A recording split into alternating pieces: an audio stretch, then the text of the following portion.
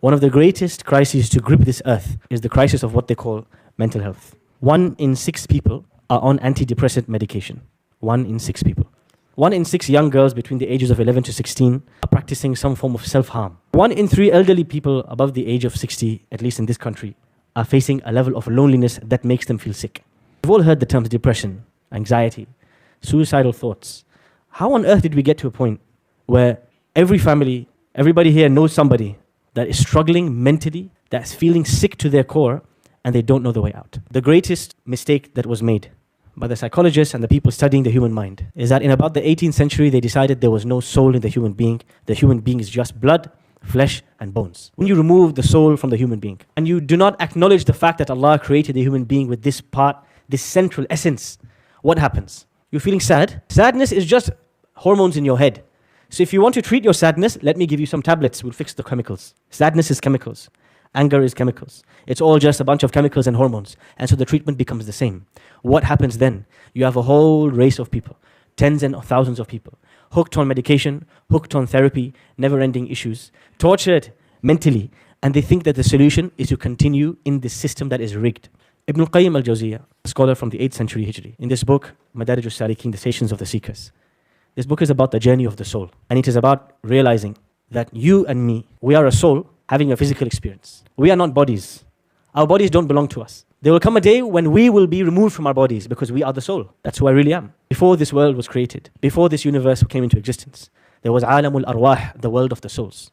You did not have blood, you did not have flesh, you did not have eyes, you did not have ears, you did not have clothes, you did not have a job, you did not have a family. You only had one thing, you were a soul. And in this world, the universe of souls, there was nothing physical, only the souls. Allah subhanahu wa ta'ala asked the souls, قَالَ أَلَسْتُ بِرَبِّكُمْ, am I not your Lord? قَالُوا بَلَا شَهِدْنَا. They say, yes, absolutely, of course you are our Lord. This is where the journey really began. Our journey began when we were really born. Not born into this world, we were born as souls in the universe of souls, the realm of souls, before the heavens and the earth and all of this creation came into existence. That's where the journey began. And the journey will end when your soul will be taken out of your body and resurrected in front of Allah. The journey is the journey of a soul. The body is just one pit stop. 60 years on the journey, you have a body. After that, it's gone. The real journey is the journey of the soul. This book, Madarij Al-Salikin, Bayna Manazili Iyaka Na'budu wa Iyaka Nasta'in, its central thesis, its introduction is the idea that Surah Al-Fatiha, Surah Al-Fatiha, the surah we recite every day, has the cure for all our problems. That is the argument that Ibn Qayyim makes. He says, you've got physical problems, you've got mental issues, you've got family issues, it doesn't matter. Surah Al-Fatiha contains the cure. Believe it or not. If only you understood it well, and if only you were able to implement it in depth. How on earth is 7 verses going to fix the problems of humanity? You might ask and you might wonder. Ibn Qayyim starts by explaining that Surah Al-Fatiha begins with 4 names of Allah. And he says that all the names of Allah can come under these 4. Who can tell me the 4 names of Allah in Surah Al-Fatiha? So Allah, Ar-Rabb, Ar-Rahman, Al-Malik, or Al-Malik. These 4 names is a summary of who Allah is. And if you deeply internalize this in your life, these 4 names, it will erase and remove the vast majority of your issues in life. The first name, Allah, makes us realize that the only one we should be turning to and worshipping and devoting our time and attention to and looking to please is not people, it's not career progression, it's not this, it's not that, it's not money. It is the one who created and fashioned us and the one who we'll return to. Allah's name, Ar-Rahman, gives meaning to every difficulty you ever face in your life. Because you realize the one who put you in the difficulty, the one who gave you cancer, the one who gave you financial issue, the one who made you lose sleep, he loves you more than your mother loves you. It completely changes the meaning of the difficulty that you went through. Rabb reminds you that just as a farmer plants a seed and pours water on the seed, and the sunlight and the greenhouse nurtures the seed so that it grows to its full potential, Allah every moment of your life was looking after you and watching your back. Al-Malik or Al-Malik reminds you that no matter what you possess in this world, it doesn't belong to you, it belongs to Allah. These 4 names of Allah, if one truly internalizes them, Ibn Qayyim says, this will rid you and remove from you the vast majority of pain you feel in your life. The fact that you still feel the level of pain that you feel means you haven't internalized them yet. Go back to them and revisit them again. He then says, إِيَّاكَ نَعْبُدُ and إِيَّاكَ نَسْتَعِينُ. It is only you we worship and only you we ask for help. That this line summarizes the entire Quran. And this line is the statement that every prophet was sent to bring people towards and call them towards. He says that إِيَّاكَ نَعْبُدُ and إِيَّاكَ نَسْتَعِينُ removes all spiritual illnesses from your heart, whether it's arrogance, whether it's envy, whether it's anger, whether it's ego. He said everything can be removed by internalizing إِيَّاكَ نَعْبُدُ وَإِيَّاكَ نَسْتَعِينُ. How is that possible? He says half of all the spiritual diseases that you can imagine, all the amrad al-qulub that you can imagine, can be removed by إِيَّاكَ نَعْبُدُ, by realizing It is only Allah that I worship, I devote my time to, I devote my attention to. Only He can reward me, only He can give me, only He can take from me. Because the vast majority of people put their trust and their hopes and their anger and their investment in people, in outcomes, in wealth, in things. But Iyaka na'budu means you're fully invested only in Allah and you're expecting everything only from Him and you see nothing but His actions, nothing else. Iyaka na'budu removes from you the most dangerous of all diseases of the heart. Who can tell me what is the most dangerous, the most lethal of all the diseases of the heart? Ar-riya is the desire to be seen by people instead of being seen by Allah. For me to stand up and pray, but to pray because I want Fulan to watch me pray. For me to give sadaqah because Fulan is watching me. For me to be addicted to the eyes of the people. This is the greatest of all diseases because this takes you. You are one step away from making these other people or these other things, you're making them equal to Allah. And that is the unforgivable sin. And you are on the edge at this point. Iyaka na'budu fixes riya. It fixes this idea of needing the eyes of others, the attention, the validation of others. Because you are trained and focused and thinking about only one thing. The one I devote myself to is the one who created and fashioned me. Only He can reward me and take from me. Someone else mentioned arrogance. This is the other most dangerous spiritual disease. Ibn Qayyim says the two most dangerous diseases is the desire to be seen by people and arrogance and pride. Iyaka nasta'een rids you of arrogance and pride because you realize and you internalize, no matter what happens, I'm dependent upon Allah. From the day that my nappies were being changed and I could not even do that myself, to the day I am old and I will need help to walk, I will always remain dependent in between. And that is what Iyaka na'budu, Iyaka nasta'een means. Oh Allah, I will always need you, no matter who I am, where I am, or what I am. I'm always and constantly in need of you. And Ibn Qayyim says, if you only internalize this, and if you only understood this, you would stop venting to people. يَسْتَخْفُونَ مِنَ النَّاسِ وَلَا يَسْتَخْفُونَ مِنَ اللَّهِ. They fear people and they don't fear Allah. إِنَّمَا أَشْكُو بَثِّي وَحُزْنِي إِلَى اللَّهِ. I only vent and complain of my distress to Allah. He says, if you look back at the prophets before you, you will realize their strength did not come from bodybuilding. Their strength came from, I'll only complain to Allah. I only turn to Allah. I know I only need Allah. From the dua that Musa makes when he arrives in Madian. Who remembers the dua Musa makes when he comes in Madian? Alayhi salam. Rabbi inni lima anzalta ilayya min khayrin faqir. Oh Allah, I need you. Just whatever you give me, I need you. That's Iyaka nasta'een. What does Ibrahim alayhi salam say when he's inside the fire?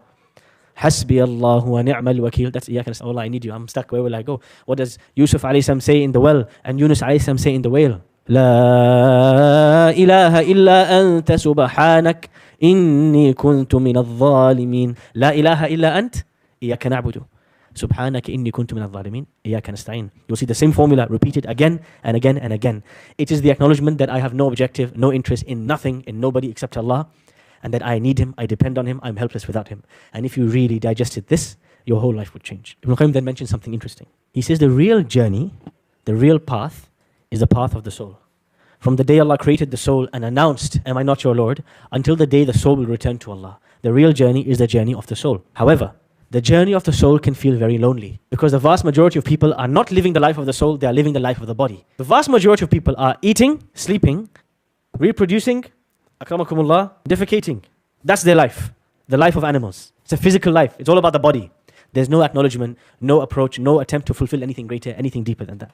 Ibn Qayyim rahimahullah, when he talks about this, he says, the vast majority of people are living the life of animals. And so sometimes when you're trying to feed the soul, you feel very lonely. I'll give you an example. One day you meet up with a bunch of your friends. You're in your late 20s, you're in your 30s. Your friends have progressed in their careers.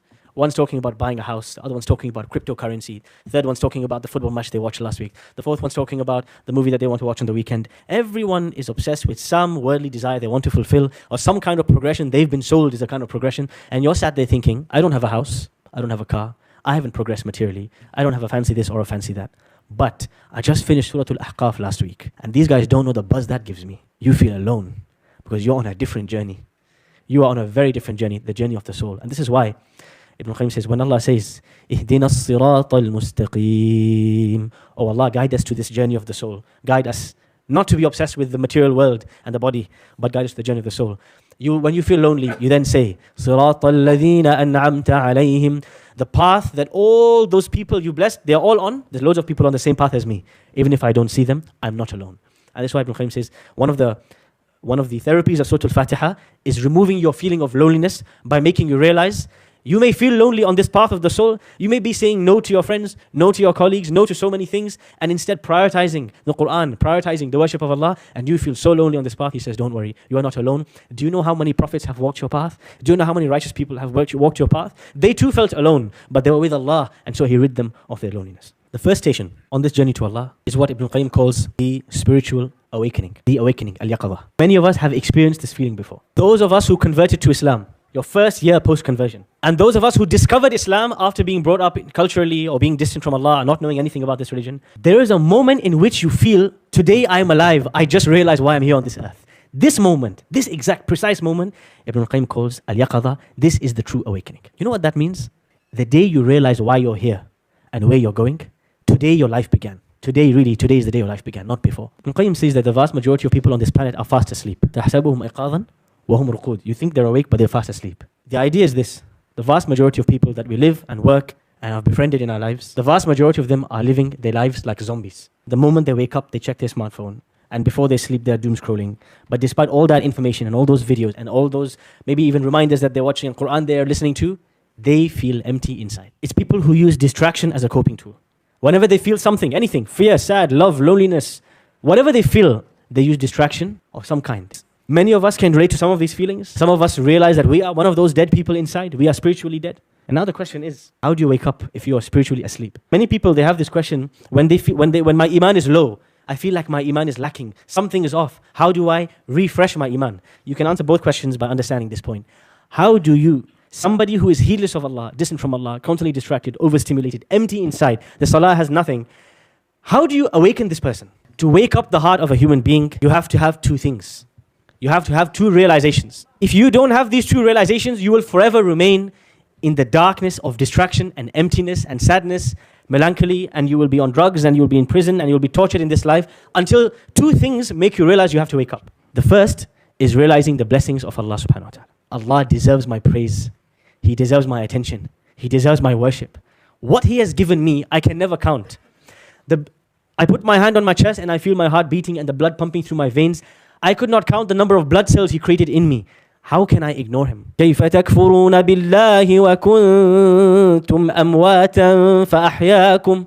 How could you turn away from Allah and you are dead and He raised you to life? قل أفي الله شك فاطر السماوات والأرض فالق الحب والنوى. Allah, how He describes Himself, His blessings, His in'am, His beauty, the beauty of what He gave us. If we don't realize how indebted we are to Allah, you will forever remain sleeping in the depths of distraction and emptiness. That's why Al-Fatiha begins with Alhamd. Now, if you have realized the blessings of Allah, that's just the first step. There's a second step, is you have to realize how many shortcomings you have and how far you are from fulfilling and being thankful and being grateful to Allah. And so the second part of waking up, once you have realized how much Allah has done for us, is feeling al-haya'u min Allah, feeling ashamed, feeling the shortcoming. And if you want to understand what does it mean to feel ashamed in front of Allah, you have to see and reflect on this moment. One day the Prophet ﷺ is standing and praying. And he's crying in his salah and the water is dripping from his beard like someone poured a bucket over his head. And after he finishes his salah, he's asked by his wife Aisha radiallahu anha, why is it that you are praying till your feet swell and till your beard is dripping? وَقَدْ غُفِرَ لَكَ مَا تَقَدَّمَ مِن ذَنْبِكَ وَمَا تَأَخَّرَ. And Allah has forgiven your past and your future sins. And he says, أَفَلَا أَكُونَ عَبْدًا شَكُورًا. How can I not be a grateful slave? That much to pray till my feet are swollen and to pray till my tears have wet my beard, because I just want to say thank you to Allah. And I know even after I say thank you, I have still fallen short in front of Him. To feel shame from Allah is the same feeling that Nuh alayhi salam felt when his son drowned and he stood there asking Allah, قَالَ رَبِّ إِنَّ بَنِي مِنْ أَهْلِي وَإِنَّ وَعْدَكَ الْحَقِّ. Oh Allah, my son is from my family and your promise is true. He was so shy, he couldn't even ask Allah to save his son or to forgive him. To feel shy in front of Allah is what Allah describes in the Quran when He says, وَالَّذِينَ يُؤْتُونَ مَا آتَوا وَقُلُوبُهُمْ وَجِلَةٌ وَقُلُوبُهُمْ وَجِلَةٌ أَنَّهُمْ إِلَىٰ رَبِّهِمْ رَاجِعُونَ. People who worship Allah, but when they put forward their worship to Allah, they are trembling. We don't know, will Allah accept it from me? To feel ashamed in front of Allah is to stand like Ibrahim alayhi salam, building the house of Allah, but to stand there and say, رَبَّنَا تَقَبَّلْ مِنَّا إِنَّكَ أَنْتَ السَّمِيعُ الْعَلِيمُ. Oh Allah, please accept this deed. I don't know if you will accept it from me. To be ashamed in front of Allah is the feeling that Umar ibn Khattab feels when he runs to Hudhayfah ibn al-Yaman, who just got informed by the Prophet the secret list of munafiqun, of hypocrites. And Umar says, don't tell me who's on the list, but please tell me, am I on the list? Because I don't think I've done enough. When you experience this feeling, you will have truly woken up on this day. And every day before this day, you were dead. Because the Prophet sallallahu alayhi wa sallam said, مثل الذي يذكر الله وَالَّذِي لَا يَذْكُرُ اللَّهَ كَمَثَلِ الْحَيِّ وَالْمَيِّتِ. The example of the one who remembers Allah and the one who doesn't remember Allah is like the difference between the living and the dead.